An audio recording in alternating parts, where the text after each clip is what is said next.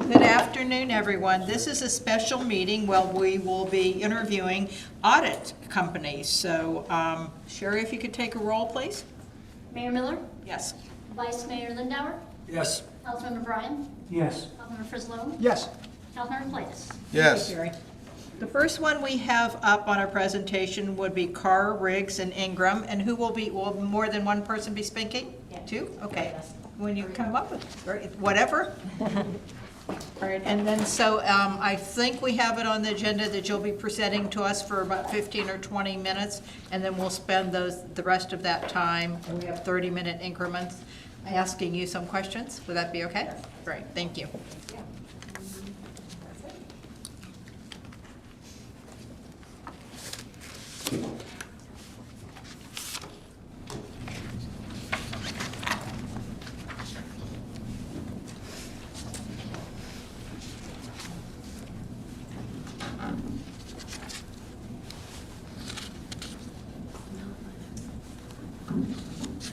Good afternoon, Mayor and Council. Good afternoon. May I ask, is this presentation the same as what's going to be up on the screen? Yes. Yes. Okay, so I don't have to, No, you don't have to. okay, thank you. Yes.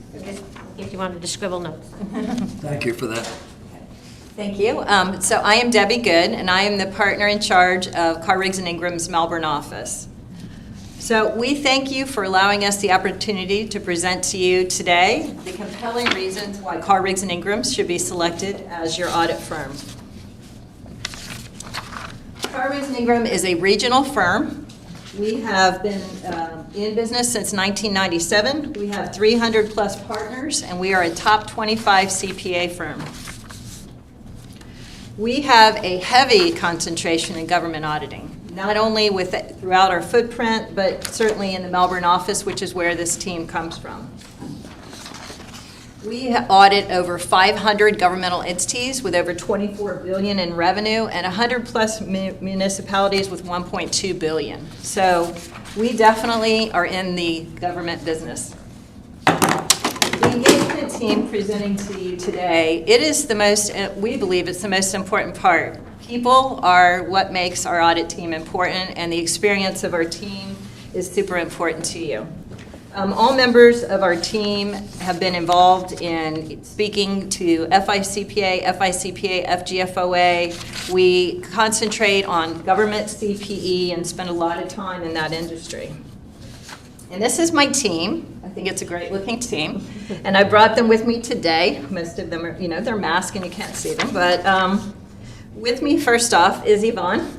And she is going to be your overall relationship partner and engagement partner. She has an advanced single audit certification from the AICPA, and that is a differentiator. That is a hard certification to obtain. She's also a certified IT professional with the AICPA, and she presents at FGFOA state and local government conferences. She is also chair of the FICPA committee, the Florida Institute of Certified Public Accountants, on state legislative process, so heavily involved in the government arena. I'm Debbie Good. I am going to be your quality control partner, so I will do the second reviewing. I'll be involved in the planning. I'll be consulted on for technical matters. I've spent lots of years, we won't say how many, practicing in the government arena. I also am a presenter at the FGFOA state and local conferences. I also have an AICPA advanced defined contribution plan audit certification. So again, with a focus in employee benefit plans. I'm also a diplomat at American College of Forensic Examiners, where I have done many forensic examinations, including on governments. I prefer to get the controls in place up front than have to do forensics after the fact. And with us also today is David Knowlton. He is an auditor. He's our IT specialist. He is a manager. We call David the alphabet soup man because, as you can see, he's got lots of letters after his name. And that is because of all the IT certifications that he has. He specializes in looking at and evaluating your IT controls and focusing on governments. I mean, he does nonprofits and governments mainly. And he really has, you can see, worked with both large and small governments of all sizes, so you all fit right in the middle of his experience level. And as part of the audit, he will be looking at the IT controls. And I can guarantee you that anybody presenting to you today does not have the level of experience that we have in the IT area. Ben Cumberfield is not with us today, but he is our audit supervising senior. Again, Ben specializes in government audits, and he will be responsible for planning and conducting the audit. He had a prior family commitment, and we believe family is important for our people, so he needed to attend to that, and but he will be part of your team. Also with us today is Alex Roger. He is one of our audit seniors. He has a heavy concentration in government auditing, and you can see some of the governments he's audited on that slide. And he brings the institutional knowledge of the city of Daytona Beach Shores. He's worked on this audit also in the past. Rob Connell is also with us. He is one of our audit associates. Again, has a wealth of government experience. And he's also worked in our internal audits, because we also perform internal audits on governmental entities. Now, our past performance is probably the next most important thing. And the Melbourne office has 19 audits and consulting professionals that serve 22 local governments. We are committed to meeting deadlines, and we have always met or exceeded the city's deadlines in the past, and we will continue to do so. Our goal is always to exceed our clients' expectations. All calls and emails, as we've done in the past, will be returned promptly. Our policy is within 24 hours, but I guarantee you that it's usually much quicker than that. And we have a proven track record, again, of always delivering on time. And we are prepared to assist the city in obtaining their Aquifer Award. And this term has changed, but it is the annual comprehensive financial report. You all are ready for that award already. We've actually been working with you. The Aquifer is a bigger financial report where you put statistical schedules in there. It's all ready to go. You have to pay a fee, and then you go through an evaluation process in order to obtain the certificate. And so all the city has to decide is, yes, they want to pay the fee and they want to submit for this award, and you can get it. It is a great award to have, and every year you'll get a plaque that you receive this award. We have been involved, my office, in getting the city of West Melbourne, the city of Satellite, and the city of Rockledge all ready and had them prepared to get their Aquifer Awards, and they all obtained it. And so it's not an easy thing to obtain, because your financial statement gets evaluated and goes through a huge process, and then if you meet all those qualifications, then you do get that award. So our municipal audit experience will benefit the city of Daytona Beach Shores. We have handled all the fund types and even additional fund types that you all don't have. So we've done public safety, planning and zoning. I've listed several of them there, sewer, utility systems. We've dealt with all that. We've also been instrumental in helping you all with various things throughout the years. FEMA money, we've helped handle that. Been no issues. Underground utility project, this beautiful council chambers and community center. We have helped all the way through, and we believe in you all calling us and your team calling us, and we will help them as we can, which as auditors we have to be careful. We will give them advice, but we give them the research on it. We don't tell them what to do because we can't audit our own work. But we like to be there as a resource for our clients. We believe that's very important. We also have a lot of single audit experience, and this is when you have federal and state grants, over $750,000 of expenditures. You haven't had to have that recently, but you might in the near future have to have a single audit. And we have two partners in the Melbourne office. One of them is Yvonne, that has, again, this advanced single audit certification. And not only that, she is responsible for reviewing a lot of the single audits throughout the CRI footprint as a second reviewer. We're also presenters, again, for the FGFOA, the FICPA. We're on the agendas lots of times. We present to the local chapters, both in Volusia County and Brevard County. And we're always trying to be proactive. You can see we have experience with federal awards and state financial assistance. We've been dealing with the Coronavirus Relief Fund, the Clean Water State Revolving Loan Fund Program, capitalization grants for state revolving. So a lot of things. And we are going to have, actually tomorrow, we have a webinar that's for an hour on the American Rescue Plan funds. and how governments need to start dealing with that. And we invite your finance professionals, your city manager, anybody could attend those, and they're free. And so we try to be proactive, and because we're the size firm we are, we can get that information out to our clients and ensure that they are ready when these things hit them and they know what to do. Next, I would like to turn it over to our alphabet soup guy, David, to give you an overview of our IT focus during the audit. Thanks, Debbie.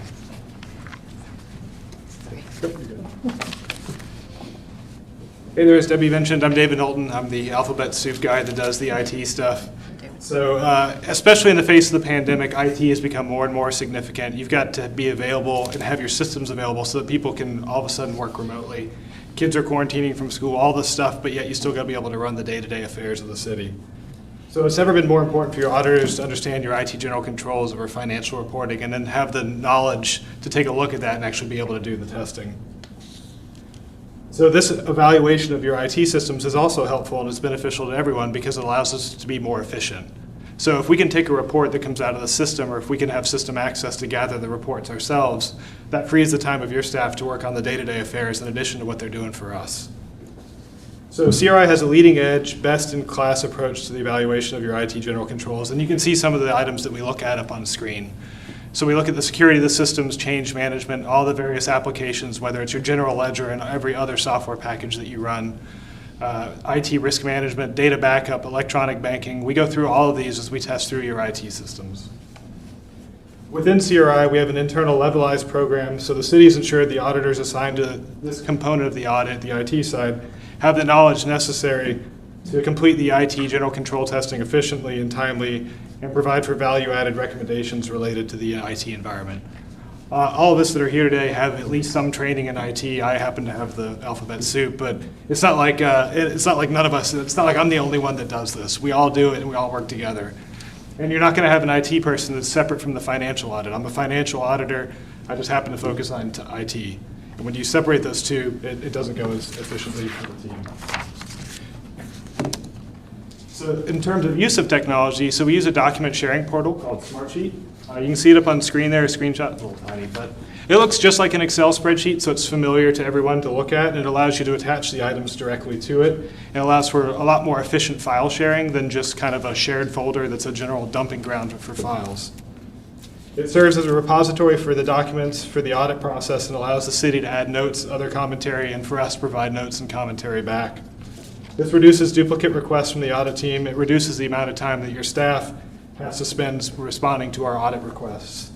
And use of the portal is in compliance with Florida Public Records, most importantly. Yvonne? Great, thank you, David. So as we noted before, the auditors are really comfortable with technology. We're provided the tools, our auditors are provided those tools that they're needed to complete the audit in whatever manner the city needs. So we can use that technology to work on site, or as we had to do when the pandemic first set on, we had to finish a lot of it remotely. And then in the current year, we provided some combination thereof, depending on how City Hall wanted to operate. So we were able to work with the city to provide the audit in an efficient manner and comply with your pandemic protocols along the way. We can use Zoom to communicate outside of the audit process as well. That allows us to effectively communicate with your team. With Zoom, we can be having a conversation, and if your team wants to share a screen, we can see exactly what they're looking at on the screen, so we can provide them real-time online assistance. And we've become really good at it, because we had to use it throughout the pandemic, and we were already using it, and now we've gotten really comfortable with it. But this allows your team to call us at any point in time, and our philosophy is we'd rather you call us during the year when you have that question, rather than waiting for the audit to come around and us to tell you that you booked that the wrong way.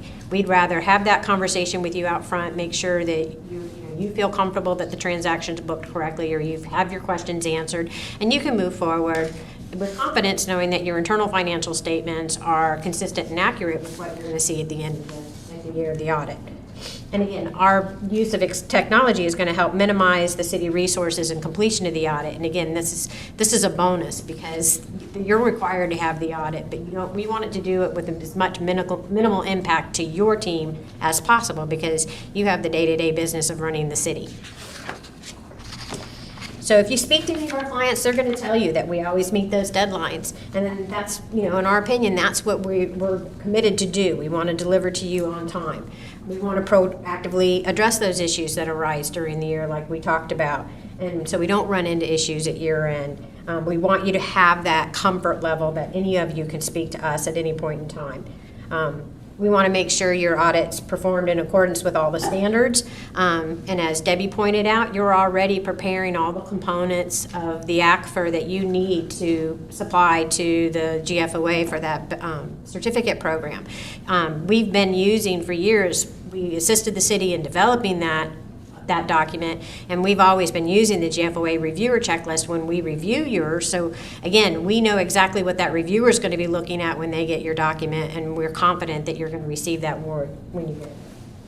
Our firm can also provide additional services. As you're well aware, we provided a construction audit assistance in the construction of this building, where we reviewed the contract to make sure that it was positioned the city in the best light in order to complete this project and minimize the impact it provided for audit. You made sure you had audit provision so you could do what you need to do to protect the assets of the city during the construction process.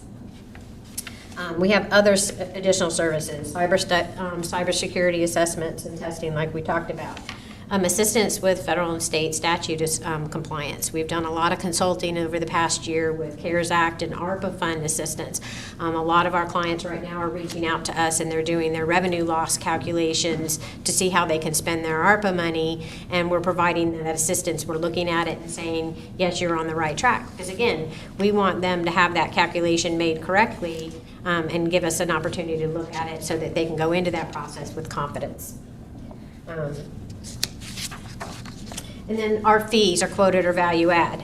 We don't quote you a fee and then surprise you with an extra bill. We quote our fees so that you can pick up the phone and call us throughout the year and not worry about getting a bill for that. That's baked in. The only time we would ever negotiate is if you called and asked us for a truly out-of-scope service that was going to require a significant amount of time. We would say, this is what that would cost, and then we give you the ability to make those decisions, whether or not you want to invest in that additional project.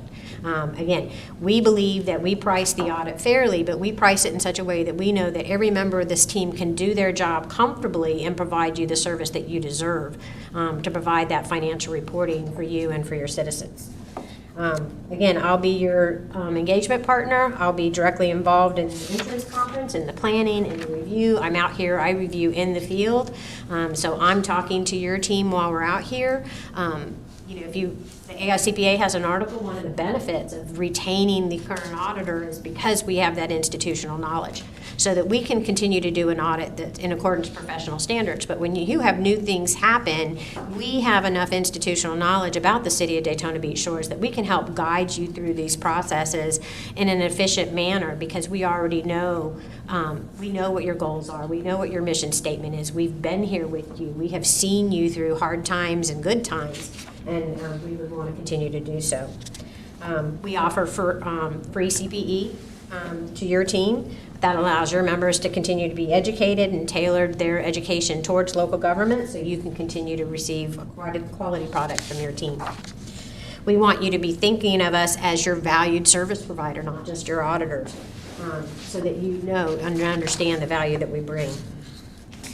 We're going to bring you continuity with a fresh perspective. We have team members, like I said, that have been with the city for a couple of years. We have team members that have been with the city for many years, and we've added a new team member that we were able to obtain from another firm that has government audit experience, bringing you fresh perspective. So you get the best of both worlds with CRI. And we constantly do that. We constantly try to look at our teams and how we're scheduling our audits, so that when we look at who we're putting on your jobs, we're giving you institutional knowledge and continuity, but we're also always trying to introduce fresh perspective. We always have to provide for those, what we call our unpredictable audit procedures. Those things are going to be a little bit different every year, and we look at what's unique to the city in that year, and we design audit tests around that, so that we're constantly getting a fresh approach in our audit.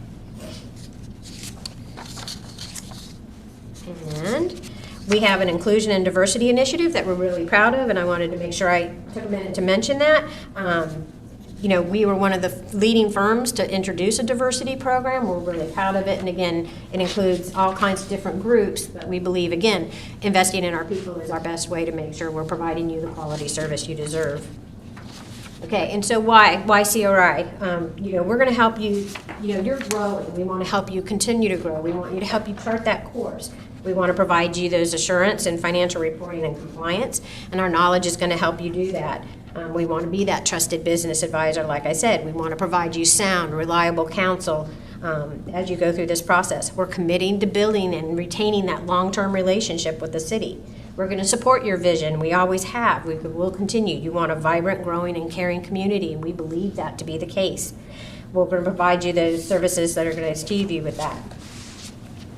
So why CRI? It's all those things that we talked about, but in closing, I think the intended result of this proposal process is for you to engage the most qualified audit firm with the trained and experienced individuals who are going to work with you to bring additional resources and added value to the relationship for a reasonable fee. And ladies and gentlemen, that firm is CRI.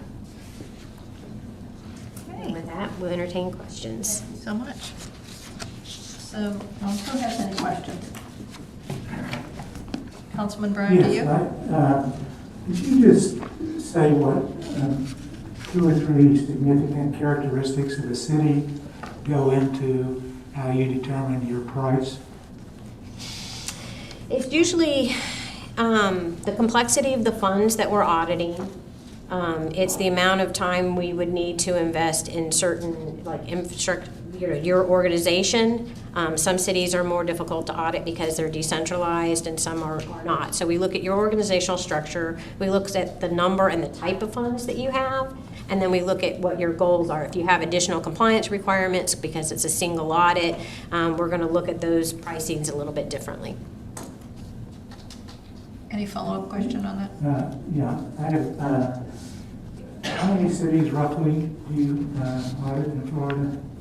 In Florida, roughly Yeah, just roughly, I don't. 80 to Have 100. you ever done a management audit for any of the cities? I have, and we have some teams that have done those before. We have also members of this team, including myself, have participated as outsourced internal auditors for municipal and county governments in Florida. Can you say in general how much a management audit costs relative to just the financial audit? It depends on the scope of the management audit, and that's kind of a conversation we've had with the Florida legislature now for the past 2 years, because they're talking about these management audits, and we're trying to explain to them that you can't paint it with a broad brush, because you have to be pretty specific about what you want, or you're going to get pretty much anything, because the management audit is really defined, at the engagement letter level. So it would depend on how in-depth you want to be and in how many operating processes you want covered by the management audit. Well, given the cities that you have done a management audit, roughly how do they compare the cost of their management audits with their financial audits? Are they more or They less? can run the gamut. I mean, a management audit is completely different than a financial statement audit. So again, we could look at small processes and you could be talking, just a few thousand, maybe $10,000, and you could talk about some that are much more complex that get you much more north of even what your financial statement audit is quoted at. Can I add to that? Yeah, sure. I mean, because the difference is in a financial statement audit, we have certain required procedures that we have to do. So it's much easier to say, okay, well, you still have to scope out the city to understand what you have to do there and what they have. But there is a certain amount, and it's easier to know, like, the ballpark. But when you get into this performance or this management audit, you can, it's sort of like an internal audit. When we go in and do internal audit, sometimes, honestly, we say, well, what is it that you have in your budget to spend? Not because we want to spend all their money, but because that helps us to figure out what we can, you have $10,000? Okay, we'll scope it for what you have, because that's what we know we can cover. And then we want to know from you all, what is important to you? What is it that you're looking at? Where are your concerns? And then very much target it to that. So, you know, you can get a much broader audit and spend a lot more. So I hope that answers your question. It's a good thing because when we get, this is more of a consulting kind of, it's still in an audit, but it's not set in stone as to what exactly you do.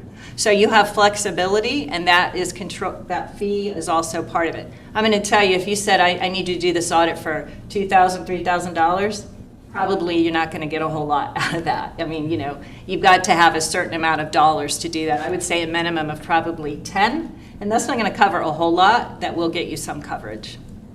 Okay? Any other questions? No, that's all I have. Okay. Vice Mayor? do you have Yes, a- I have a couple of questions. Who determines what out-of-scope work is? Well, the financial statement audit, like Debbie said, is set in professional standards. So that's pretty clearly defined in the engagement letter. Out of scope would be something that was outside of what professional standards require us to look at. That's going to take us, you know, more than maybe 5 or 6 hours to look at, and upwards of that. Well, let me ask then, let's say we needed 4 hours of out-of-scope on-site work. How much of that time is going to be travel time back and forth from Melbourne out of the 4 hours that You you don't charge for travel time. You don't or charge for travel travel. costs. No. Good to hear that. The other point that I'd make, and I was curious, that I noticed that your senior auditor, Alex, does not have a CPA, nor does Rob. Right. Is there a reason why we don't have CPAs performing these vital chores? Well, both Alex and Rob are currently sitting for the exam. Rob has just finished his master's degree, and you're required to have a certain level of hours of education in order to sit for the exam in Florida. So he just finished his master's degree because he started work before he finished his master's degree, so he had finished those hours. He's just getting ready to sit for the exam. Alex is already sitting for the exam and passing parts of it. It's just by the time a lot of people get those hours, they're already working, and it's that juggling between getting those hours and passing and sitting for the exam, which involves a lot of time to study for. In terms of the services, you're always overseen by certified professional accountants, and we always make sure that they comply even with the same continuing education requirements that they're going to have to abide by once they pass the CPA exam. I was just a little surprised to find out that in an audit that we do not have CPAs, so, especially in a key position of audit senior auditor. That's just my comment. So. I mean, at Carr, Riggs and Ingram, in order to become a manager, you have to be a CPA, and some people don't even require that. You can be a partner in Florida and not be a CPA in a public accounting firm. Now, do I recommend that? No. But every year, our folks get 40 hours of CPE, they get 80 hours, and you have to get a master's now to be a CPA. So unfortunately, some people, they don't have the incomes to put themselves, you know, they go through 4 years, they finish their master's, and then they take the CPA exam. It is not an easy exam. But I could tell you, I've even met people that are CPAs that I'm wondering how they pass that exam. So I wouldn't say that is the end-all to the end-all. We have good quality people here who've done audits, and they know what they're doing. So I stand behind them. And we do review all the work. We are both CPAs. Thank Thank you. you, Debbie. There's Do we a have- work experience requirement too. Yes. So you have to do the work in order to become licensed as a CPA. So in some ways, you can't put the cart before the horse. Right. So you do have some people that have passed the exam, but that still can't put the letters behind their name because they don't have the work experience. Because you have to work in a public accounting firm for a certain period of time before you can attach the letters to your name. Okay, do we have any other questions? Yes. Councilman you s- Frisland has the floor. You spent quite a bit of time detailing your IT capability. What does that mean? I mean, in an audit, we're talking IT, so it's not financial, and we have IT issues, it reports in our case to Chief of Police Stefan Dubinsky. So what would that entail? Because, certainly because we're a small city, we can certainly use the IT help, but I don't understand what it means from an audit perspective, if that makes I do. I understand exactly. Professional standards require all firms to look at information technology systems as they relate to financial reporting. Okay. It's an evaluation of, it's called information technology general controls. Because it's become an IT-centric world, the last thing you want to do is have vulnerabilities in your IT system. We're not going to test those vulnerabilities, but what we're going to do is make sure that you have enough in your information technology systems and the structure that the financial information is protected. Because if you have a completely unsecured IT system, even though you might have really robust accounting software, if it's vulnerable to outside attacks, we're going to rely less on that information technology system than one that has those security protocols like it should have. David, I know you want to jump in. I can see it in there. So again, we're required by professional standards. Our firm really believes that the more, because the world is become more IT-centric, you have that vulnerability, and governments, by and large, are just rushing to keep pace with the way technology is changing. Right. So as part of our IT, we're doing what we're required by professional standards, and then we're taking it one step further. We make sure all of our auditors, we don't bring in specialists that only do the IT. We make sure our auditors all have that IT background, because everything we do is so important. We're learning more about how to get information from your system and whether or not we can rely on that information based on that evaluation that we did. Did I miss anything, David? Well, I was going to say the most important thing is, let me stand here so I can record it. But, so like when the pandemic stuff happened more than a year ago now, it's just ongoing. You guys very quickly, you guys being the city, very quickly implemented a remote work environment using some really cool tools that are out there. But the disadvantage to a remote work environment is you can terminate an employee, or an employee could retire, and then if you don't disable that account timely, they still have access to everything they had. When it was all in the city and it wasn't available remotely, it's not as significant because they'd have to get here and get a computer. All of a sudden you give somebody access, and then it's no different than logging into your Google account from home, except you're logging into a city account. So if you've got somebody that's in a key position and you've got turnover in that position where they can access your general ledger, they can record a journal entry, they can issue refunds, they can cut checks. I mean, all that stuff suddenly becomes a lot more important. And the controls around that is what we look at through the IT general control testing. Like Yvonne was saying, the most important part is I'm part of this team. I work for CRI. We're not outsourced. You look at some of the proposals and they're going to go hire some third-party firm to evaluate your IT controls. Well, they've got to then translate whatever the work they did to how it applies to the financial audit. And the people that do IT work that aren't financial auditors are probably great IT people, but they're not financial auditors. And that's the difference is, I can look at it and our team can look at it and we can assess whether or not it's significant if there is a risk to the financial side of your audit as a result of whatever procedures we performed. Thank you, we appreciate that answer. Do we have, we're running into a time crunch right here. Any other questions before we end this interview?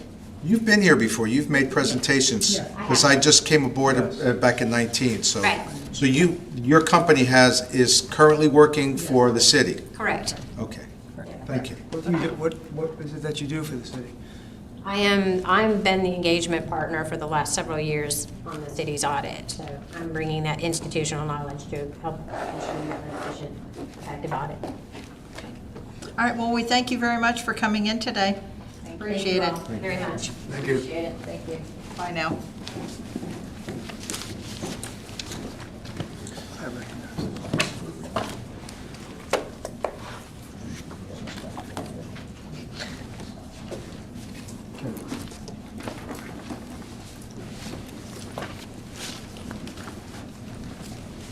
Bye now. Thank you. Have a good one. Thank you.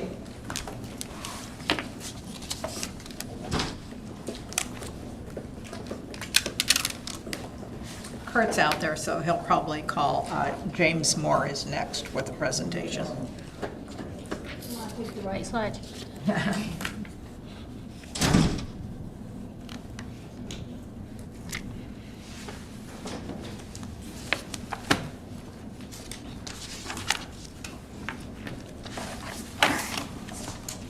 you guys doing? Hello. Good. How are you? If any of you want paper copies, I always bring both because I already have mine. Different than this? of the presentation as well. Thank you. Take one. If it's a presentation. Thank you. Thank you. Thank you. I'm old school, I always, Yeah. the electric's gonna go out. And then- And we have everyone here from James Moore, is that correct? We don't have everyone because of COVID, I didn't bring. I all already have 60 one, but thank people. you for offering. Oh, is this something recent? Presentation. Okay. Yeah. Okay. Okay, and I don't think there's anyone else in the room. I was announcing this is public participation, but in all fairness to the other firms that are presenting to us, we're asking that only the firm that's presenting at the time stay in the room. So thank you. All right, and we are ready.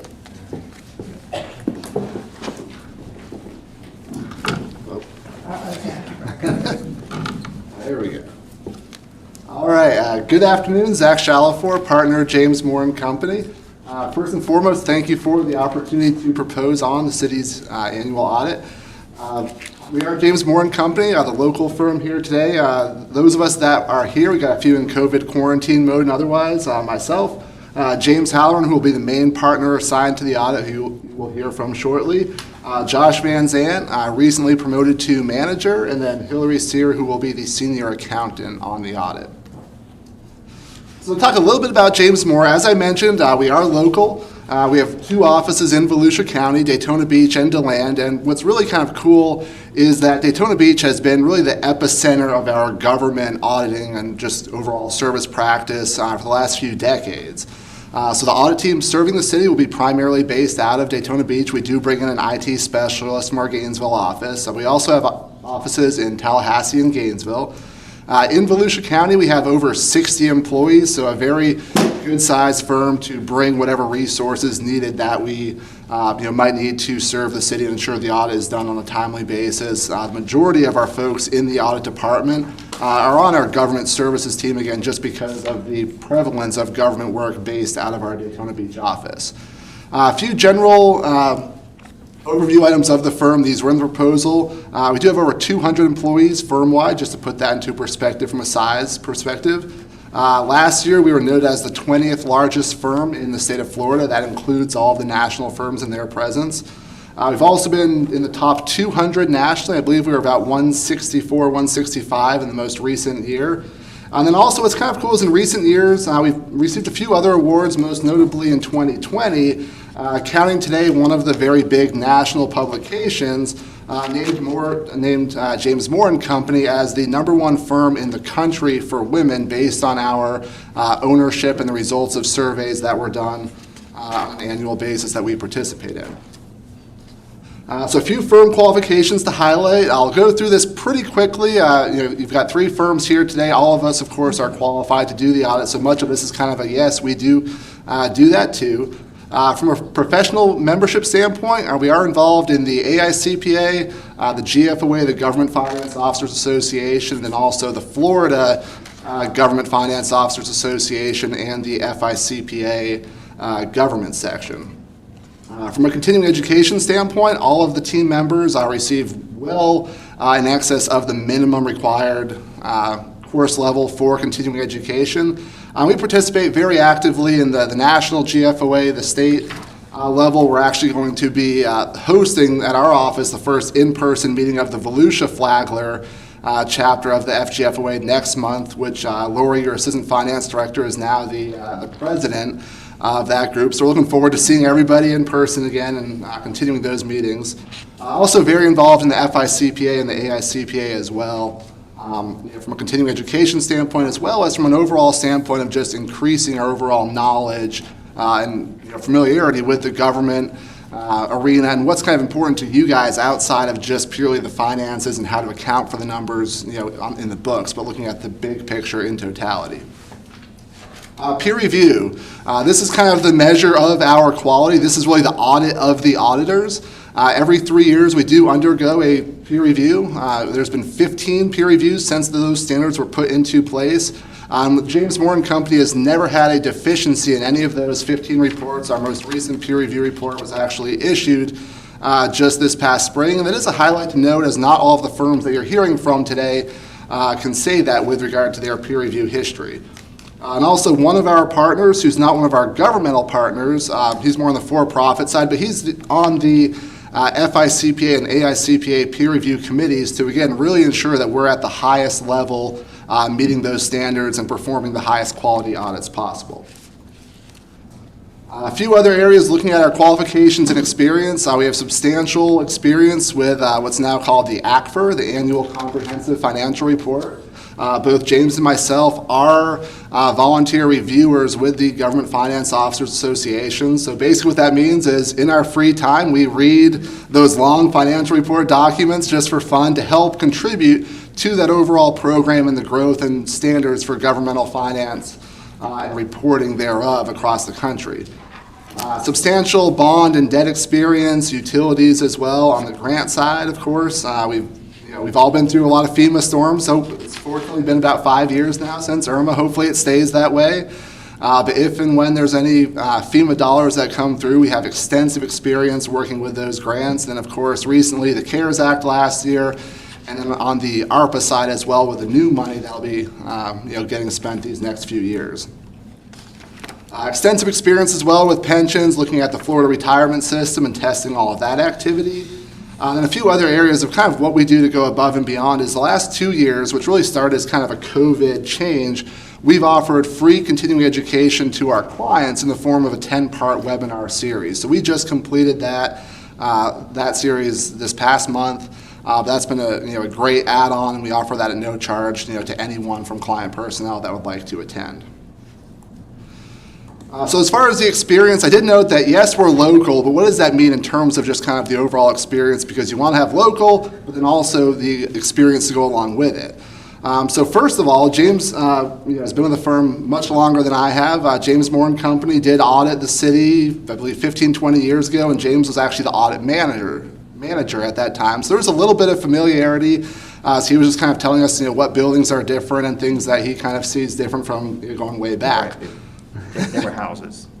On the audit side, though, currently we do audit 7 other municipalities in Volusia County. So what that means is we just have, one, we live here, but 2, working with everyone, and we also audit the county. We are just renewed after their RFP process this spring. We're very familiar with what's going on. Last year when it was the CARES Act, the county said, hey, we can actually reimburse you based on public safety payroll, and any other dynamics like that, whether it's cities working with the county, just general issues in Volusia County. Our familiarity there is going to be top notch in terms of just kind of already knowing and having expectations before we even get in and get started on the audit. And then also from a different perspective, for about 2.5 years now, we switched roles with the city of Lake Helen 2.5 years ago to go from the auditor to the outsourced finance director. And I've been the primary one involved in that, and it's just given me a totally different perspective in terms of, okay, I know what the issues Kurt deals with and kind of seeing it from that side versus just the audit side. Looking at property taxes on the audit side, it's just, okay, we confirm it with the tax collector's office and we're done. Going through the trim process and budget hearings, that was a totally different experience. So there's a lot of additional perspective, again, within Volusia County and understanding issues unique to the county and otherwise that we're seeing not just from the audit side, but also from the internal side to just bring the best perspective possible to the audit. And as I mentioned, from an overall experience, we do have over 41 cities that we currently work with, 7 counties and dozens of special districts. So really, really extensive experience there working with governments all based off of the same audit team, and myself and James generally serving as partners in one form or fashion on all of those engagements as well. So with that, I'll turn it over to James.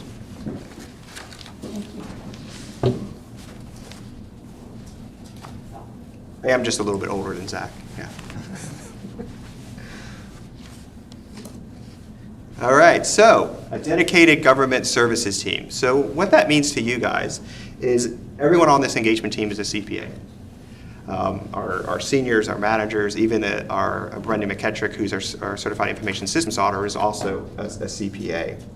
And we bring specialized training. Actually, tomorrow, firm-wide, we're holding a governmental planning meeting to discuss, in general, the environment of a government and how that's going to affect our governmental clients this year.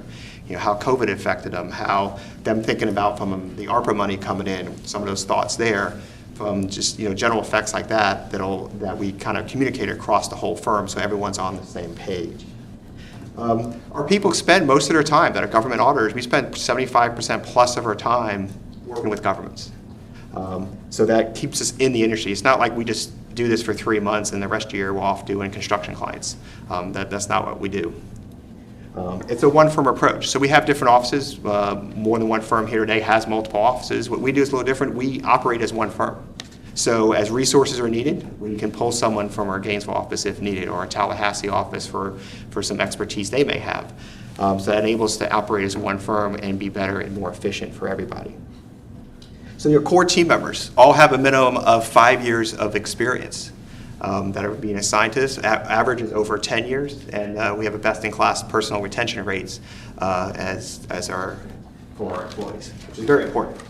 You know, it's an expensive process when you hire an employee, train the employee. Our goal is not to lose any employees other than they continue to move up in our firm. So a little bit about maybe what your questions or concerns may be, about James Moore and Company and, engaging in a new auditor. So one of our processes is we're all trained in Lean Six Sigma. And Lean Six Sigma is a process of eliminating waste. So we emphasize the areas that are value added and that have the most risk.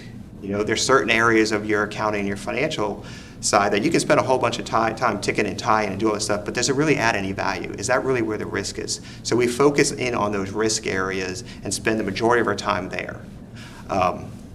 All partner and manager review would be in the field as long as COVID allows. We'll be in the field because that's more efficient as well, because then we can have those discussions with Kurt, your finance director, and Lori, your assistant, and have those issues quickly resolved, as opposed to waiting for our people to finish the work and then review it a couple days or a week later.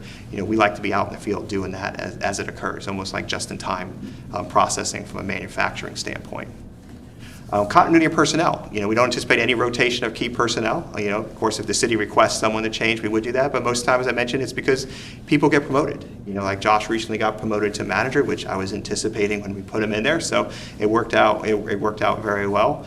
And that's typically what happens. If we have more than multiple managers, I can't have 5 managers all on the job. But to me, that's a great thing, because then you have multiple people inside of our firm that know you as well. It's always a little scary transitioning into a new auditor. It's a little bit different for the staff. What questions are we going to ask? There's additional information we'll need to build in our files. As mentioned before, we do have some familiarity from years ago with working with the city, but we're very familiar with this. We as a CPA firm, we pick up new clients all the time, so we have a good process of how to handle that transition. So community awareness, as Zach mentioned, us just being in the community, whether it's League of Cities events, recently the first one over there in Oceanside in Ormond, so we kind of know what's going on in the community and what's important.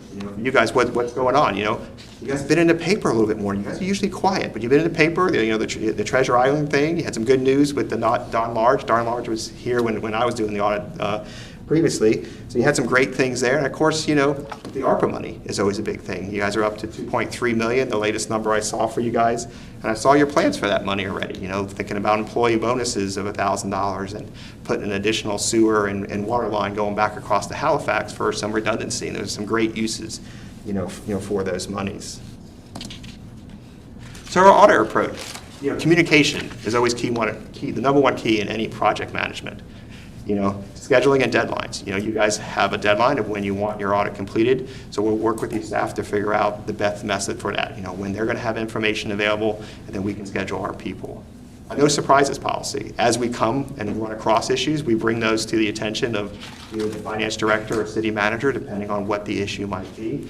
And we work those out as we go along, as opposed to waiting to the end and dropping a bomb, as I say. No one likes to have those little hiccups at the end. We offer one-on-one meetings to every one of the elected officials to meet with us one-on-one before we present the audit to the public. And that gives you an opportunity to ask us questions. Some of our cities like those meetings to be with staff, some like them not to be with staff. And we leave that up to you guys, however you guys want to handle that. Some like to have finance staff there, because if they're asking a lot of questions about the current year, I'm not going to know. I'm always 1 year behind. So it just depends on what type of questions you may have. But most find that very productive. We're able to go into a little more depth into what the financial statements mean and answer some of your questions that you may have. And we can explain and point out some areas to look at in your financial reports each year. A lean audit process, I mentioned before, we do employ that Lean Six Sigma methodology throughout our firm, and is to make that efficient as smooth and as efficient as possible. And we focus on those key areas. For you guys, the key areas, is restricted monies. One of the key areas for any government is you get in funds that are restricted for only certain purposes. That's an area that we'll focus on. Congratulations for you guys. You no longer have debt. You paid that off this past year, so that's a great accomplishment for any city to have no governmental debt. A lot of cities will still have, enterprise fund debt, for water and sewer operations, but there's not many governments that we work with that can say they have zero debt. So that puts you in a good opportunity, both from a cost savings side and for the future. The client-centered materiality, focus on the qualitative factors. As you guys know, what hits the paper isn't always a large dollar amount, but sometimes that's what's important qualitatively. So we have to look at both of those items when we're designing our testing. We also will do transactional level testing, to get comfortable with numbers if needed as well. We're doing good on time? Yeah, I think we probably want to leave some time for questions for you as well. I think we're doing fine. Information technology, as I mentioned before, this is a large focus of our audit process. We do have a certified information systems auditor that will come down and look at your control systems, both from what affects your financial side. We take a harder look at your financial information and your softwares, but also on your general controls over your network and those things. So we kind of hit both ways. And if needed, we have a separate technology consultant division of James Moore that can be brought in for additional projects if those are needed. Our firm employs data extraction analysis. We use a couple different programs. IDEA is one software, and we use Team Analytics, which is another software. It allows us to look at 100% of the population and then look at it in a little bit different manner. So we could download 100% of your payroll checks for a year or non-payroll. So for payroll, we may download those and then compare them to your allowable pay ranges and look at all 50, all checks written for a year for employees, see if it's within that allowable pay range. So there's certain different tests we can do there depending on what the risk levels are. We are totally paperless, so that's something that, it makes it a lot easier, especially with COVID this past year. It made it tremendously easier. And then we have a client portal, a virtual sharing platform, so you can upload files and just add limitations on that you might have with sending things via email. So our commitment to you, we have a multiple partner approach with myself as the lead engagement partner, Zach as the consulting partner, and then Mark Payne in our Tallahassee office. He'll do an independent review of the entire job. So he does a second cold review. With not being in the community, he's not biased by any of those things as well. So he takes that look at it, for that approach. That provides that fresh set of eyes every year, not just, a 1 year when you change your auditors. It provides more points of contact. So if someone's always available for a question, whether it's me or Zach or Mark or Hillary or Josh or Katie or any other people that are included in our proposal. Leveraging that technology, to be as efficient as possible in that audit process, using our certified information systems auditor to get that understanding. And then, as always, we're committed to the city year-round. We're here year-round. We're going to see you around town like we've been, for the last couple of years, with those one-on-one meetings as well. We think those are very important. So our philosophy is to go above and beyond, and we love to do work right here in our backyard at home. Okay. So I'll leave it open to any questions you guys may have. I have a couple to start with, James. The first one, when you said you're available for questions, so in that amount that we're paying, does that include questions, advice through the year, or is that a separate? It would depend on the level of research that would be involved. Like, say you guys were entered into some new type of agreement, and you were and the accounting department needed some advice on how to treat that agreement. And depending on the level of research, and we'd get with you, like if it's just like a 5 or 10 minute call where we're just brainstorming about something, we don't charge for those. But if it's going to be some level of extensive research, or if we're going to have to do an inquiry with GASB or something like that, then it would be. Okay, and my next question before we move on to the next to council is, so on the page when we're talking transition to new auditor, as you could probably imagine, our audits for years and years have had no significant issues whatsoever. So tell me about, do you feel it necessary if you go into a city that you always have to give concerns more or less, just to have some, just to find something? I mean, there's been times where we picked up jobs, we had no comments. Okay. It just really depends. Some of it depends on the staff that's there. Mm-hmm. and who that prior auditor was. Okay. I just want to make sure in the transition, it's not like we're trying to get our money's worth, so here's your comments, Well, so. I'll tell you, so we're on a fixed fee, right? Okay. So if I find issues, it actually costs me more money, and my profit goes down. So think about that, when you're thinking about an auditor bringing up comments, they're actually costing themselves money when they do it, because it takes us, we have to document that, and we incur more time. We do it because that's what our professional standards require. If we see something, we must report it. Okay. That's what our professional standards say. So your comments would be valid areas of concern? Correct. That came up through the audit. Okay. That's the only questions I have. Let me see who else has any questions. Go down this end. Yeah, I have Councilman Bryan, you have the floor. Tell me what significant characteristics of a city go into your pricing estimates? Yeah, so for you guys, the things we looked at was you have both governmental funds, so you have general fund, and then you also have a utility fund. It's not large. You don't bill a tremendous amount of customers, I think around 700, 750, something like that. So we look at those because you have different systems in place on those two. One with the debt being paid off, that helps reduce the cost a little bit, because we're going forward. This year, we'll just have to confirm the payoff of that debt, but we won't be concerned from those items. Other is we're looking at the amount of grant activity you have or other activities you may have. We'll go into that pricing of it. You do a comprehensive, annual comprehensive financial report. So with that too, you guys asked for a breakdown in that split of that, so that's some additional work that's needed when you do that. Your staff will provide that information to bring it from a regular financial statement that's required by the Auditor General up to the one that GFOA has, which is adding the statistical section and adding the letter of transmittal. So those are prepared by your staff. We'll just review those for reasonableness. Any follow-up Yeah, question, and have Councilman? you done management audits for any of the cities that you've done financial audits for? What's your definition of a management audit? Well, things like right sizing, for example, going in and looking at things that are not necessarily accounting type stuff. The more operational. We've done special projects for clients, and we'll typically do those as an agreed upon procedure, depending on what their concern is. So for the ones that you've done, I'm assuming you have done some, right? Correct, yeah.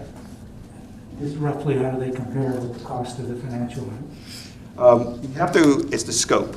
So depending on how limited the scope is, that's going to drive the number of hours or predicted hours. A lot of those projects, when we get into that scope, that's when that discussion takes place. Because if the scope is too wide, you're going to be paying on an hourly basis. And that's usually when the cost benefit comes in for any client. How much do you want to incur in that cost to help solve that issue? Okay. Okay, any other questions? Vice Mayor? No, I'm fine. Any other questions from here? I have a comment. Yes. if I All may. right, Councilman Guzman has a- Sorry? I'm sorry, you have the floor.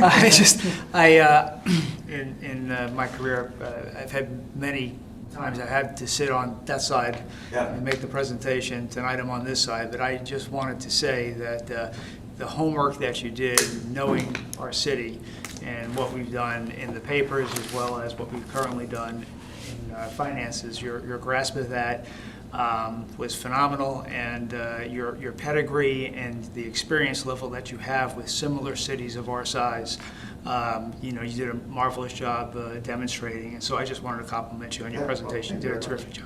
Can I add a, It's like one of those things I do in my spare time. Yes. I read financial statements. So. You did a very- I did your homework tonight. Okay. I'd like to Vice pile Mayor? on to his comment if I can. I wrote down the level of knowledge of our city and the research. He did his homework. So exactly what Rick was talking about. Yeah, that's what I noted too. Thank you. You're very welcome. We appreciate you coming in. I have nothing else right now. Okay. All right. And what's the, I know there's another firm coming in, and then at 6 o'clock, will you guys make a decision at the end of this meeting, or will it be at the 6 o'clock meeting? It will be at the end of this meeting, and it will be announced at 6 o'clock. Okay. We'll do a motion at 6 o'clock. All right. Thank you so much. Is Crack Deck still open? I know they're on the agenda too, but maybe think about it. They are not. They close at 2.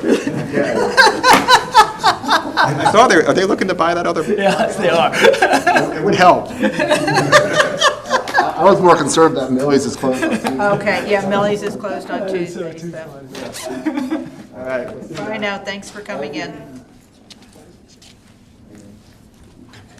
You read my notes, Rick. Yeah, just terrific.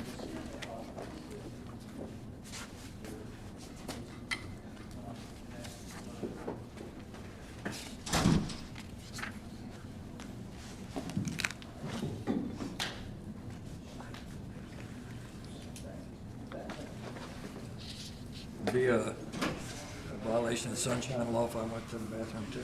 No, anyone else have to go? I mean, well, I can do it fast. Should I take a break or? I'm okay. It's up to you. We're gonna take a few minutes to get in and Okay. get set. It's fine.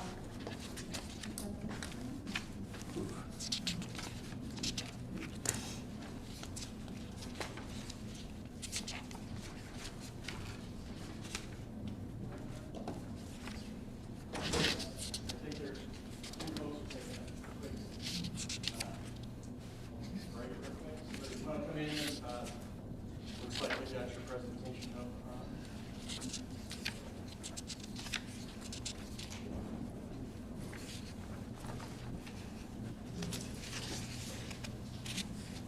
Hello. I think that we heard our Director of Finance tell you a couple of the members took a couple-minute break. So if you just want to have a seat, and we'll call you up. It'll only be a couple of minutes. We won't cut into your time.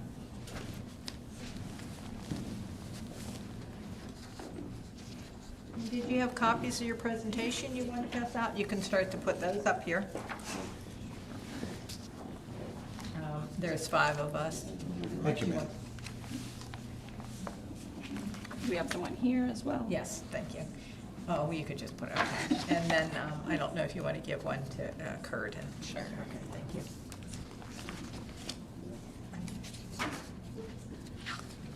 Thank you.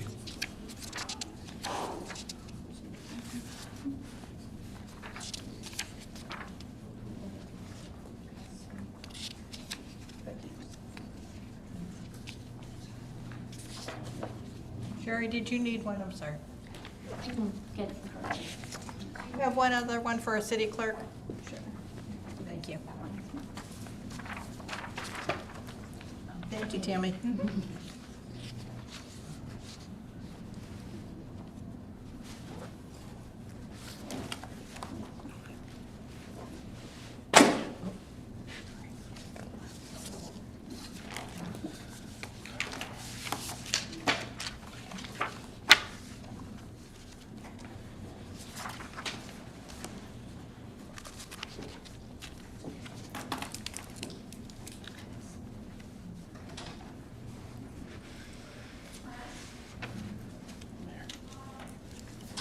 Before you guys go to start discussion, if I can, a couple of the procedural things for this, so, Before I adjourn the meeting.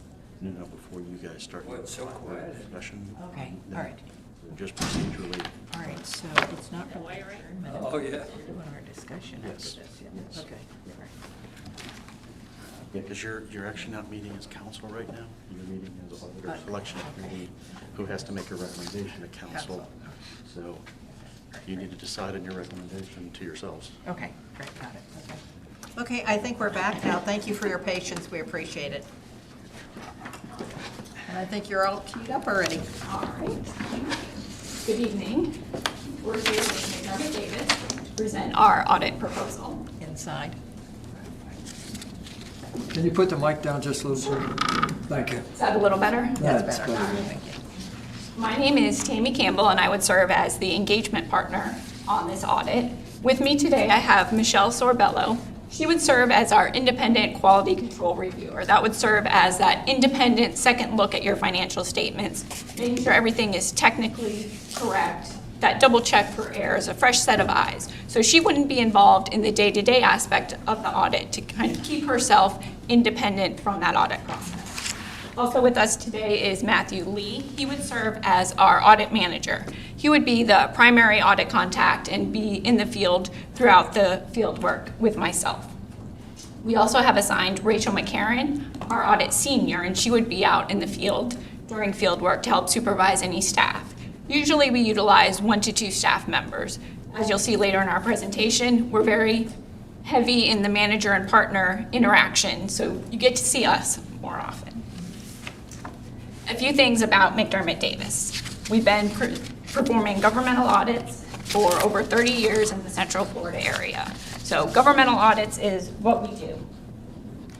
And as I mentioned, we have very active involvement of manager and partner throughout the audit process. For 2020, we did 16 municipal audits, and we also audited approximately 50 special districts, most of those being community development districts. All of our professional staff is also qualified to perform Yellow Book audits, meaning everyone in our audit department could step in to work on the city's audit. So we don't have to worry about shuffling, oh, we only have this small amount. Everybody in our audit department can be rotated on the audit. We're also involved in various professional associations. This involvement allows us to stay up to date on current pronouncements, knowing the latest and greatest best practices. I also serve as a review team member for the GFOA Certificate of Achievement program that the city submits their financial statements to. So you get that added advantage of the partner on your audit is reviewing other governments throughout the nations to make sure they're in that same compliance. So we know what the GFOA is looking for each year. Our firm also does peer review, so we audit other audit firms. So we know what the FICPA, the AICPA, those regulating bodies that are governing us as CPAs to make sure that we're following all of that guidance. Here's a visual so you can see how we've broken down our audit time. About half of the audit hours are partner and manager hours. So you're getting high quality work. Additionally, about 27% of the time is our senior level. So only less than a quarter is just staff. And that staff is directly supervised by the seniors and partners and managers on site. So city staff is dealing with highly knowledgeable people from our end and not having to worry about training and kind of that nitpicky little things that can really drain city staff. We wanted to make this audit process as smooth as possible for the city. We view the audit process as a team effort. We want the best possible outcome from both sides. We encourage continuous communication, open phone calls throughout the audit process. We want to make nothing a surprise at year end. It's much easier to have those open discussions throughout the year to know, there's maybe a question on a new standard. What should we do here? Let's talk it out ahead of time, and let's not wait until the audit and then, oops, it's a surprise. Maybe we did something wrong, or we should have thought about something a little different. And our firm also does participate in the peer review program. So our firm is audited by other auditors, showing that we meet the requirements to perform Yellow Book audits. We are also very familiar with auditing cities the size of yours. About 44% of the cities we audit have populations under 10,000. So we know some of those challenges and those unique operating aspects of working in a smaller city. And about 88% of our cities also have one or more enterprise funds. So we know the utility auditing aspect. We know how to look for charges for services, making sure that your billed rates are being correctly charged to customers and recalculated properly. 75% of our municipalities have similar property tax values. You're somewhat unique for a small city to have that high property tax value. So it's a give and take. We also have a smaller town in Orange County that's a similar instance as you, higher property tax value, but a smaller citizen base. So we're familiar with, maybe have a smaller finance department. How can you still get those internal controls and those operating effectiveness with that limited staff that your city has? About half of our cities participate in the GFOA Certificate of Achievement program. The ones that don't, it's usually just by choice. They don't want to go to that extra effort of doing the statistical section or they prefer to just do their audit a little bit later, not that they couldn't or weren't unable to. And about 56% of our cities also participate in the FRS. So we know that retirement reporting and kind of that timing delay that we'll do the audit, it looks like in December is the desired time frame, but we have to wait for the FRS to release that information. But once we get it, we can just plug that information in and move on.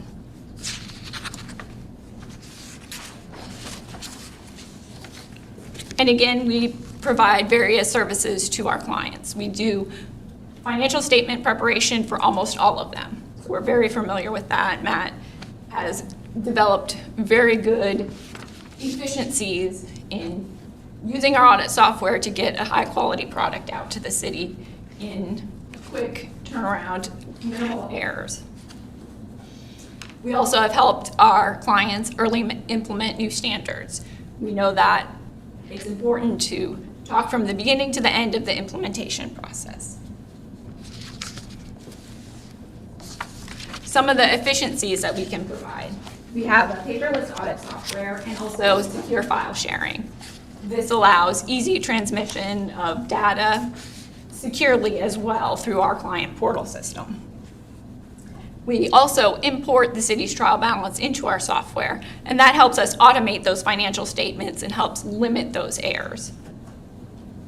We are also able to provide customized reports. One of the things that has benefited a lot of our cities is to provide reports for the AFR submittal, that it can easily just be linked and finance can upload it to the software instead of manually entering things. I know that from the staff side is always a time-consuming task.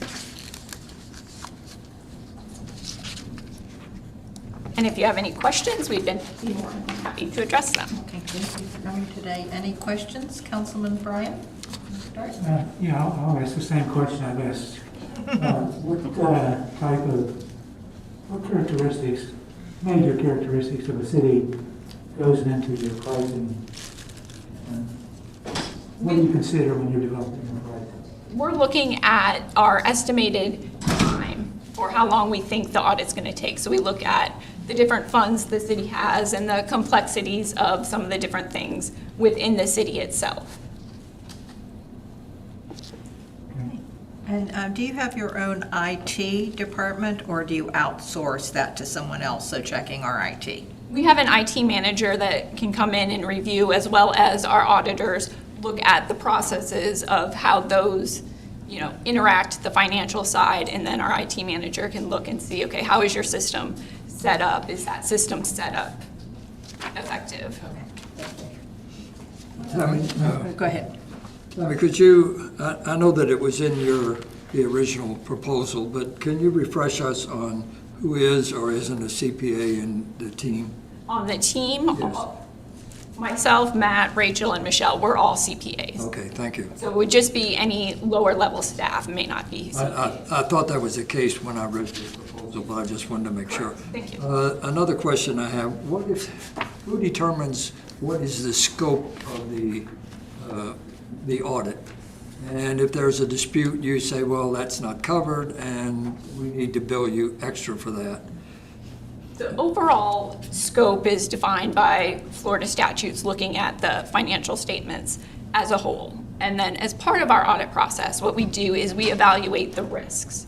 So we kind of look at which areas might be of higher risk than another. And then we would focus our audit testing on those higher risk areas. In general, if there was significant additional work or additional problems identified, we would come before council to do additional procedures, or if there was something beyond the normal financial scope that would then require fees. It's very rare that we've seen. It's usually maybe we're looking at fixed assets, and maybe you had an issue with your fixed asset software, and you wanted us to take a deeper look to make sure that everything was entered correctly in calculating. We would kind of take a pause and say, okay, you want us to do X, Y, and Z, and set up a separate agreed upon procedures type engagement to say, okay, we really want to look in depth at this. That's outside of a normal scope. If it's maybe this year, grants are going to be a higher risk because of all the COVID, that's still within the normal audit testing. And we just spend a little bit more time auditing grants this year than other years that maybe you have a couple $1,000 in police grants. Well, let's say something was outside the scope, and you were going to be on site here for 4 hours to resolve the issue. How much would we be billed for with the 4 hours that you are on site plus travel time? Would we be billed for 7 hours, 6 hours? What will we be billed for? If it's just, we're not going to bill anything until we figure out what we're going to do and decide. If we decide that we need to really look at this and it's going to cost 4 hours, then we would reach an agreement on whether we're going to bill 4 hours at a partner time or just say, we think this is going to cost a small amount and be a $4,000 or something flat fee for this separate I thing. guess my point is, do you charge for travel time? We do not. No, it's Okay, part of thanks. our audit fee. That's really what I wanted. Thank you. Any other questions? Just one, what cities that you audit look like ours? Similar size and scope? I would say the town of Windermere is smaller. We do the city of Lake Helen, so similar size population. Belle Isle in Orange County as well. Longwood's a little bit bigger than you in Seminole County, but still kind of on that smaller range. Thank you. Any other questions, Councilman Paulides, that you might have? Okay. Well, thank you very much for coming in today. We appreciate it. It was very nice meeting you. Thank you so much.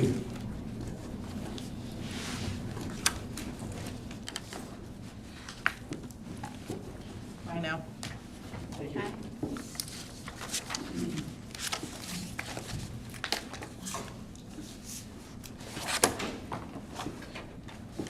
So I just want to remind everyone at the dais, right now, we're putting on different hats. We are the Audit Recommendation Committee that is going to make a recommendation to the City Council. So with that being said, Kurt, do you have additional instructions for us before we Just a start? couple of reminders. Yes. So, To the Audit as the Committee? mayor said, you are meeting as the Auditor Selection Committee. You appointed yourselves as that committee. Some cities would have had additional members that would then be making a recommendation to a council. So it's pretty simple. You get to review what you just heard and make recommendations to yourselves at 6 o'clock. But I just want to remind everybody real quick that you did receive pricing as part of your package, but pricing, it very specifically, was not singled out to be like a normal bid. When we're buying something and we do a bid, we go a low bidder, period. In this case, we really are looking at what's the most qualified firm, and under state law, then you will direct either the attorney or the manager to go negotiate a letter of engagement. They don't do contracts in the audit world, the statute, they call it a letter of engagement. Same components of a contract. So while you may have firm Z is here, and you may say, well, you think they're too high on their price, you can direct staff to go negotiate a different price. I just want to make sure that you understand you have a lot of flexibility here, and if you direct us to go with firm Z and staff goes and negotiates and we can't come to some agreement, then we go to the next firm of your choosing. So that's the process. Yes. Oh, yes, you.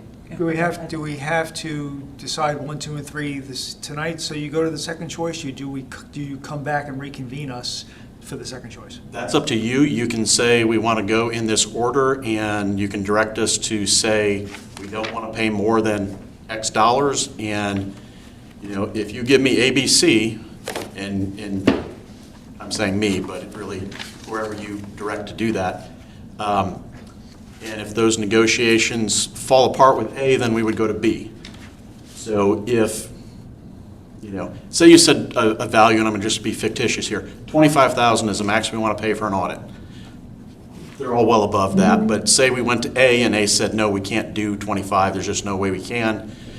We would break off negotiations with A and then go to B and say, B, can you do it for 25? And if they say yes, then we would come back with an engagement letter with B. So you have some flexibility in there, so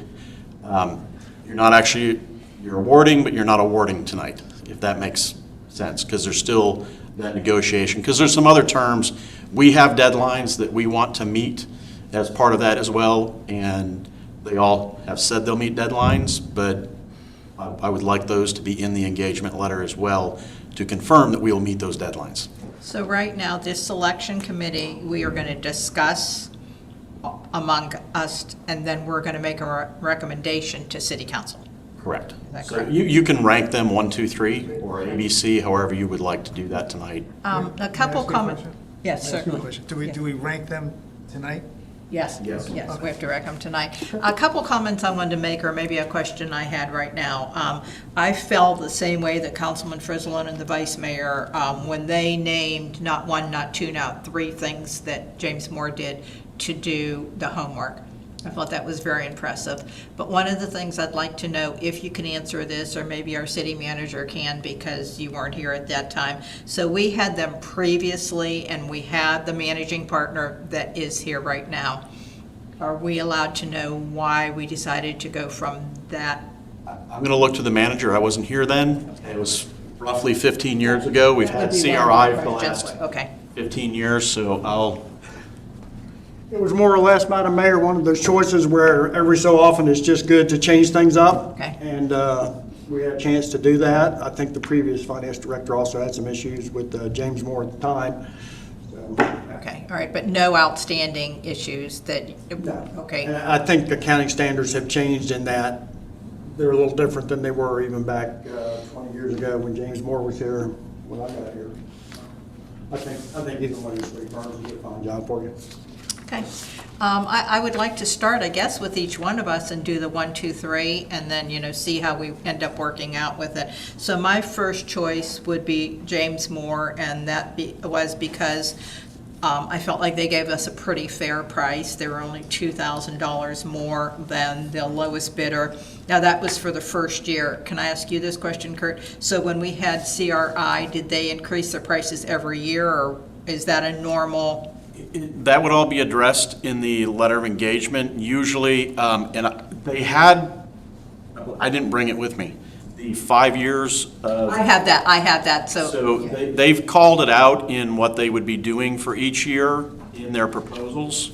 So CRI, I set it aside on my desk to grab it, and I left it. that's okay, so there. CRI, for example, did go up, they started out very high at 48,000, and they went up to, let me see, I wrote it on here, 59, and then they ended up at 50,390 and kept that for the remainder of the 5 years.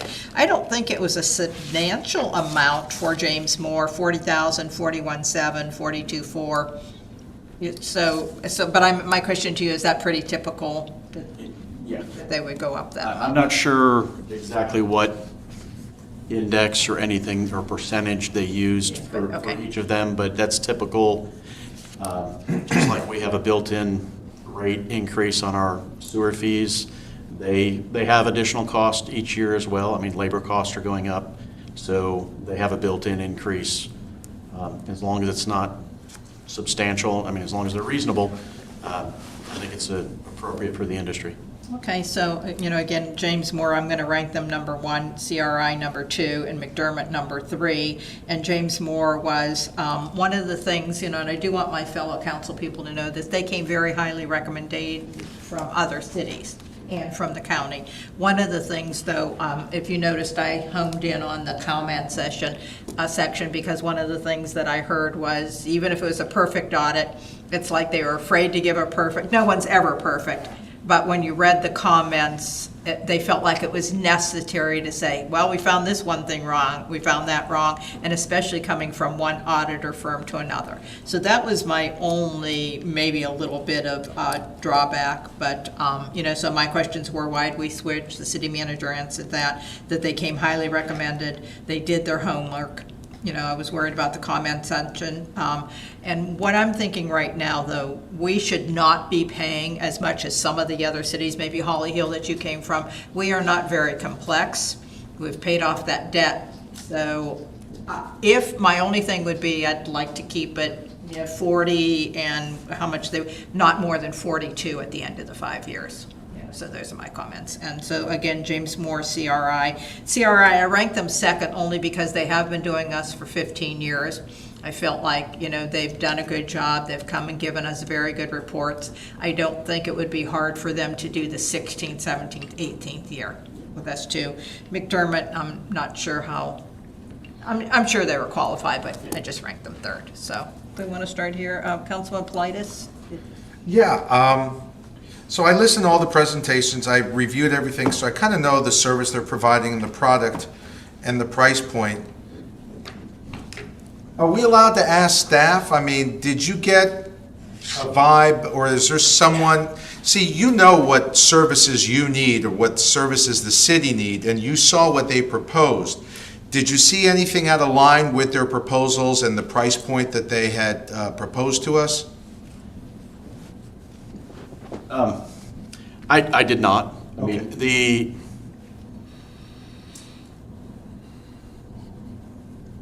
I do believe what we've been paying has been slightly higher than the market would bear. I don't know how we got to that pricing because the contracts were in place when I got there, but I know what I was paying in Holly Hill, for example, where we had Lots of moving parts.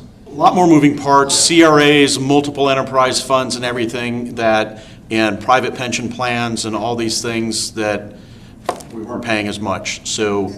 And not to say anything about your comments, because I echo your comments.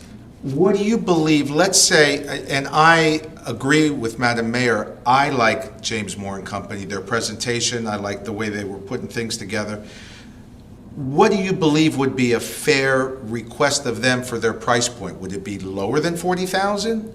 You think 38, 35? I think that they're probably right in the market where they were at. 3.5 years ago, before I left Holly Hill for the last audit, I believe we paid 42. It's a little bigger city, a lot more funds. But having said that, there is still a basic standard that no matter the size of the city, they still have to follow all those state requirements, GASB requirements, sometimes some FASB requirements. If GASB's silent on something, they fall back to FASB. So there's still a level. So I believe that James Moore, I was predicting somewhere between 40 and 42 was going to be our price, and that's the figure I had in my head. But have I studied what other cities are paying? I have not. So I have a few more comments. So, I'll echo what my other fellow councilman and Madam Mayor will propose with regards to having you start as a price point. But I got a few things that I kind of observed. The previous company that we have, the current one, CRI, we got from Richard Bryan and Rick Frizzalone the suggestion to retire the debt, make our money more efficient, lower the millage rate.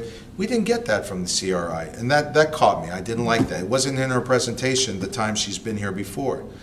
And I know that you focus on grants, and so does the city manager and city staff, Lori. But I remember that I didn't see that and remember that from her last presentation. About capital purchases, asset preservation, do you maintain it, do you sell it and then get new stuff, building maintenance, the same thing, replace or repair? There wasn't a lot of that. We get it from you, so I guess they look over your shoulder, kind of tell you what you can do, and then you report to us, and maybe that's where that deficiency was. So this is a 5-year contract, right? Correct. Yes. Okay. Either party could cancel? Yes. Yeah. If you remember the last, we had the discussion with Becky, that letter of engagement will allow either party each year to step away. So if 60, 90-day notice or something like that? Yes. Okay. Yeah. So there's always the opportunity to part ways amicably. And I'm going to echo Madam Mayor. I like the same setup, 1, 2, 3, 1 for James Moore, 2 for CRI, and 3 for McDermott Davis. Thank you. Councilman Frizzalone? Yes, I completely agree with the mayor. I like the 3 choices, and Councilman Politis, I echo the same thing. My only comment is I wouldn't, to my fellow council members and as well as yourself, I think the price point is fair. I think it's very, very fair, and I wouldn't go into an agreement where we're trying to squeeze them. It's an awkward way to start an agreement. They've been fair. They've put their best offer on their table. Clearly, they're in the lower range.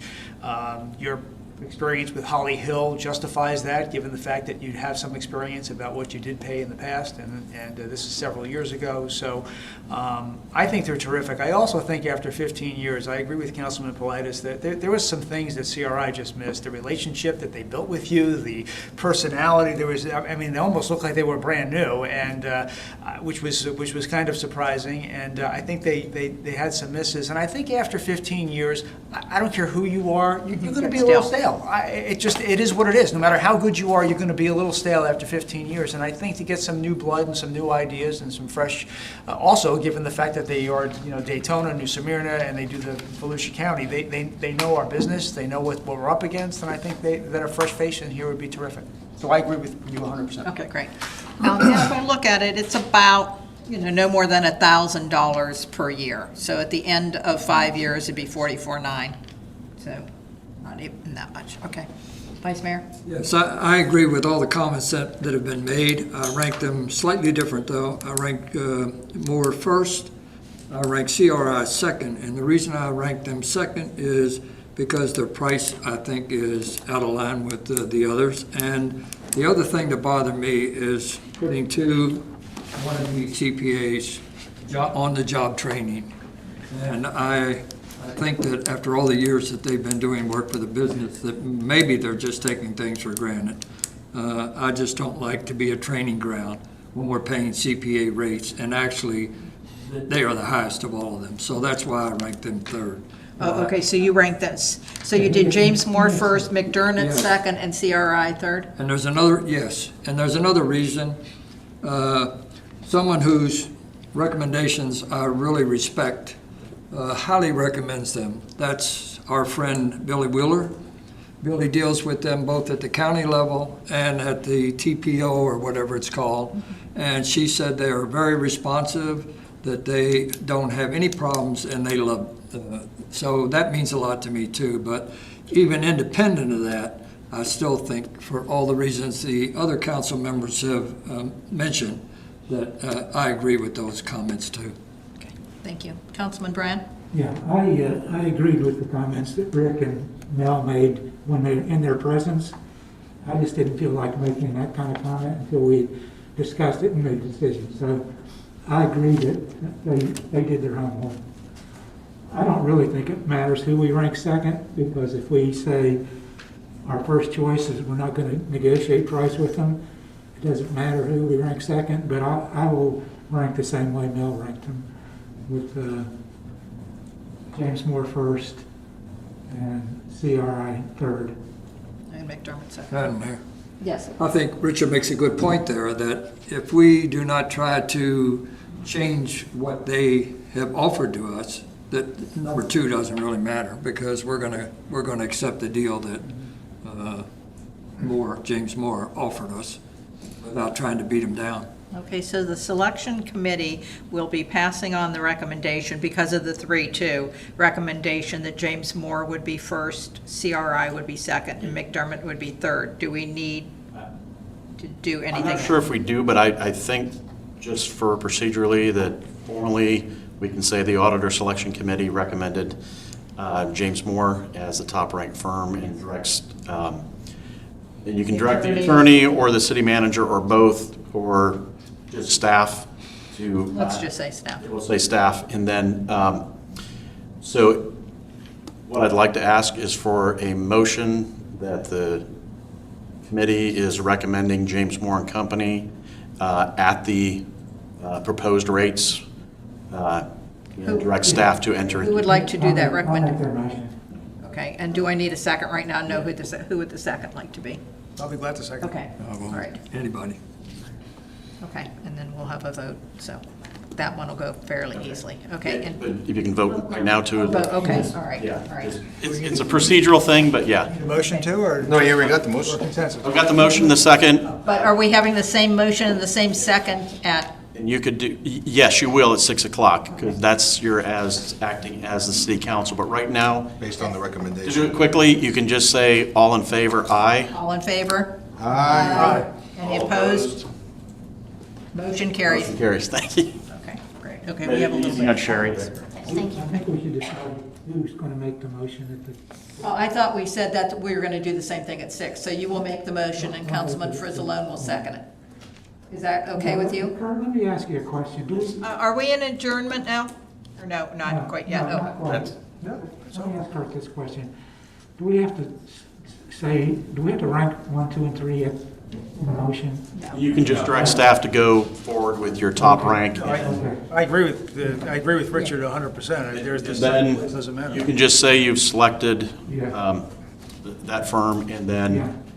Okay. if it were to fall apart for any reason, highly unlikely at this point, Would you come back to us, or you have our Staff second? would bring it back to Okay, your- now, the only thing, if it, would bring it back to council. okay, You still have the committee's recommendation to council, so I'd only bring it back to council. can I add in there, though, if something should fall apart with James Moore, I am not comfortable with CRI at the price that they put in there, so I I think would. right now, I would just say, Okay, you're selecting this firm, and, you know, I don't see any problems, especially since, you know, you're saying the pricing over the 5-year plan is fine. It seems straightforward to me. Yeah, and I think also you don't want to have the residents or whoever's listening where it looks like we're wishy-washy. I think we made our decision and we're going to go I forward. think it was a and fair that's it. price, and, yeah, and I didn't want to nickel. Okay. If not, we're adjourned.